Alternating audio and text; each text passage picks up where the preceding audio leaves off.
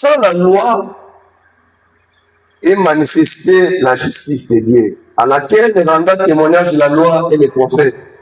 Justice de Dieu par la foi en Jésus-Christ pour tous ceux qui croient. Il n'y a point de distinction, car tous ont péché et sont privés de la gloire de Dieu. Alléluia. Prenons encore chapitre 5. Chapitre 5.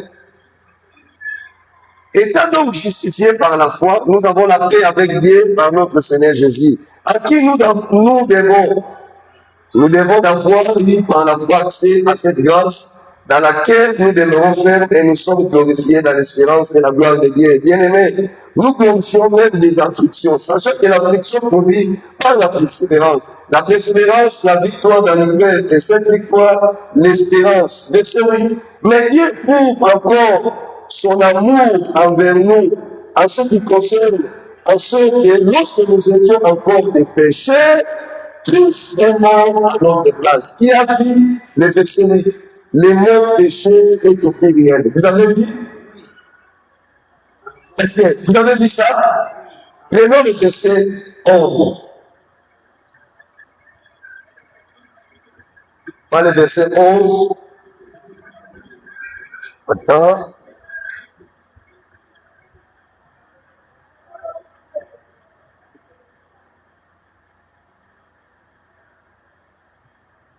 Chapitre 4, verset 7.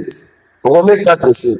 Heureux c'est dont les iniquités sont pardonnées et dont les péchés sont couverts. Qui a dit? Les non-péchés, c'est aussi au pluriel. Vous avez vu?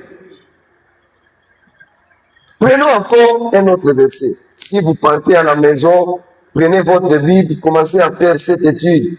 Tu vas comprendre que le chapitre 1 jusqu'au chapitre 5, l'apôtre Paul parle du péché, mais le péché au pluriel. Alléluia. Prenons maintenant le chapitre 5, verset 12. Chapitre 5, verset 12.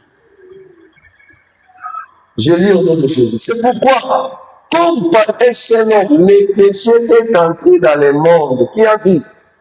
Le mot péché, c'est au singulier. Qui a vu? Apparemment, vous n'avez pas de Bible. Hein? Il y en a. Grandi. Tu as vu au chapitre 12, ici l'apôtre Paul ne parle plus du péché au pluriel, mais il parle du péché au singulier. Je m'arrête par là. Donc, si vous lisez la Bible, les livres de Paul aux Romains,